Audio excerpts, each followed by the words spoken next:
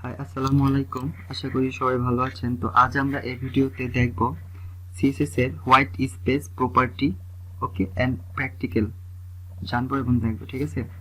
তো চলুন, এই জন্য আমি আগের সিএসএস এর কোডটা আমি এখান থেকে ডিলিট করে দিচ্ছি এন্ড আগের কন্টেন্টগুলো ডিলিট করে দিচ্ছি। সিম্পল। আর এটা একটু ছোট করার জন্য আমি ট্যাগটা একটু কমিয়ে দিই, H3 ট্যাগ দিই যাতে এটা এক লাইনে চলে আসে, ঠিক আছে?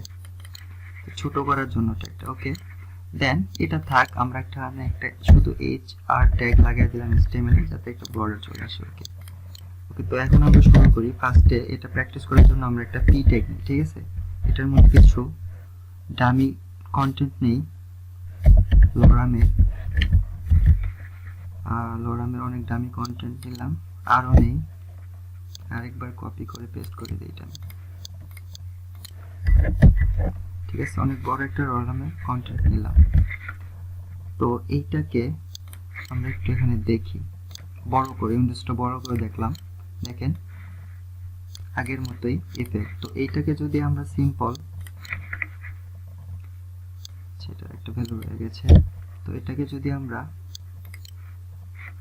ছোট করে নিই, এখন আমরা দেখেন পি ট্যাগকে টার্গেট করব এন্ড এখানে দেব হোয়াইট স্পেস, ওকে। এইটা যদি আমরা নো র্যাপ এটার ভ্যালু দেই তাহলে কি হয় খেয়াল করছেন? এটা কিন্তু দেখেন কি হয়েছে। এখন এই লেখাটা দেখেন ব্রাউজারে যখন শেষ হয়েছে আপনার স্ক্রিন, তখনও কিন্তু এটা শেষ হয় না, এটা কিন্তু ভিতরে চলে গেছে আর নিচে একটা স্ক্রল বার ওপেন হয়ে গেছে, ঠিক আছে? এখানে আপনি স্ক্রল করে এইভাবে দেখতে হবে আপনার। যত বড় টেক্সট, অনেক বড় টেক্সট নিয়েছি আমি, সো এটা আমি যদি বড় করেও দেখাই তাহলে দেখেন কি হয়। যখন আপনার এই টেক্সটে এখান থেকে এখান পর্যন্ত আপনার স্ক্রিনে সারে নাই, ঠিক আছে? তখন কি হয়েছে, এটা ভেতরের দিকে চলে গেছে, মানে এটা কোনো র্যাপ হয়নি, অটোমেটিক। এটা লাইন বাই লাইন নিচে আসে না, এটা কিন্তু একদম সোজাই চলে গেছে, একদম যতটুক আর কন্টেন্ট আছে ওই সাইজ, তারপরে শেষ হয়েছে আর নিচে আপনাকে একটা স্ক্রল বার দিয়ে দিয়েছে, ঠিক আছে? ওকে, তো আপনি এভাবে স্ক্রল করে দেখতে পারবেন, যেটা কিন্তু আসলে একটু বিরক্তকর। তো এই জন্য আমাদের আর ডিফল্ট ভাবে হোয়াইট স্পেসে র্যাপ থাকে, ঠিক আছে? তো এই জন্য আমরা যখন আমাদের এরকম দেখায়, ঠিক আছে? টোটাল রিফ্রেশ হয়ে গেছে, যেহেতু কি বলে ডিফল্ট ভাবে হোয়াইট স্পেস র্যাপ থাকে, তাই এটা র্যাপ হয়ে যায়। যখনই আপনার স্ক্রিন ছোট বড় করবেন, স্ক্রিনের সাথে মানে অ্যাডজাস্ট হয়ে এটা লাইনটা নিচে চলে আসতেছে, ঠিক আছে? সো এটা হচ্ছে ডিফল্ট ভাবে থাকে র্যাপ। আর যদি আপনি নো র্যাপ করেন তাহলে কি হলো, এক লাইনেই দেখাবে, এটা যত বড় কন্টেন্টই হোক আপনার, ঠিক আছে? ওই ট্যাগের মধ্যে বা ওই সেকশনের মধ্যে সেটা এক লাইনে হয়ে যাবে। বাট এখন দেখেন এই দুইটা তো আমরা দেখলাম, এখন আমরা আরেকটা ভ্যালু দেখি, সেটা হচ্ছে হোয়াইট স্পেসের মধ্যে।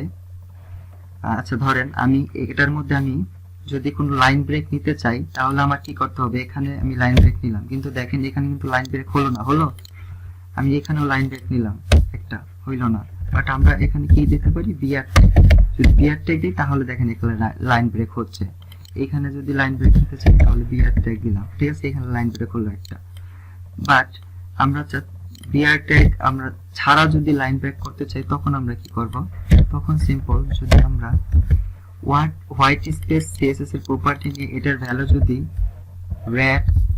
পি করে দেই, পি, তাহলে দেখেন কি হয়। এখন আপনি এটা কিন্তু আবার আগের মতো র্যাপ হয়ে গেছে, ঠিক আছে? নো র্যাপ হয়ে গেছে এন্ড পি হয়ে গেছে। এখন যদি আপনি দেখেন এটাকে যদি লাইন ব্রেক নেন, এটা কিন্তু অটোমেটিক লাইন ব্রেক হয়ে যাচ্ছে, ঠিক আছে? কিন্তু বিআর ট্যাগ ছাড়া এটা লাইন ব্রেক হচ্ছে, আপনি যেখানে চান সেখানেই লাইন ব্রেক করতে পারছেন। দেখতে পাচ্ছেন? খেয়াল করেন, দিয়ে খেয়াল করেন। আমি আবার এখানে একটা লাইন ব্রেক দেই, দেখেন এটা কিন্তু লাইন ব্রেক হয়ে যাচ্ছে। এবার কিন্তু লাইন ব্রেক করলে এটার মধ্যে ইফেক্ট পড়ছে বিআর ট্যাগ ছাড়াই, যেহেতু এটার ভ্যালু পি দেওয়া আছে। বাট এটার মধ্যে একটা সমস্যা, একটা তো সুবিধা হলো আমাদের, সেটা হচ্ছে কি বিআর ট্যাগ ছাড়াই আমরা লাইন ব্রেক ইউজ করতে পারছি। এখানে যদি আমি দেখেন কয়টা লাইন ব্রেক নিলাম, একটা, দুইটা, তিনটার জন্য আমার তিনটা বিআর ট্যাগ ইউজ করতে হতো, অথবা যদি আমি আরো বেশি নেই তাহলে আমার এতগুলা বিআর ট্যাগ ইউজ করতে হতো। বাট এখানে কিন্তু বিআর ট্যাগ ইউজ করতে হইলো না। কিন্তু এখানে দেখেন একটা প্রবলেম হচ্ছে, সেটা হচ্ছে কি আমাদের এখনো স্ক্রল বারটা আছে নিচে, ঠিক আছে? এই লাইনটা এখনো যেহেতু নিচের লাইনটা অনেক বড়, তো এটা স্ক্রিনের ভিতরে চলে গেছে, ঠিক আছে? তো এই জন্য এইটাকে যদি আমরা ওভারকাম করতে চাই তাহলে এখন পি ট্যাগেরও ফ্যাসিলিটি পি ট্যাগ না পি ভ্যালুরও ফ্যাসিলিটি এত একই সাথে, তখন আমরা সিম্পল দুইটা ভ্যালু একসাথে হাইফেন দিয়ে লিখবো। পি র্যাপ যদি লেখেন তাহলে দেখেন কি হয়, আপনার একই সাথে ওয়ার্ডটা র্যাপও হলো, ঠিক আছে, স্ক্রিনের সাথে অ্যাডজাস্ট হয়ে স্ক্রিনের বাইরে আর যাবে না, ঠিক আছে, যার যতটুকু যে ডিভাইস থেকে ব্রাউজ করবে সেটার সাথে এটা রেসপন্সিভ হয়ে যাবে। এন্ড আপনি চাইলে বি ট্যাগ ছাড়াই এটাকে কি করতে পারবেন, লাইন ব্রেক করতে পারবেন, ঠিক আছে।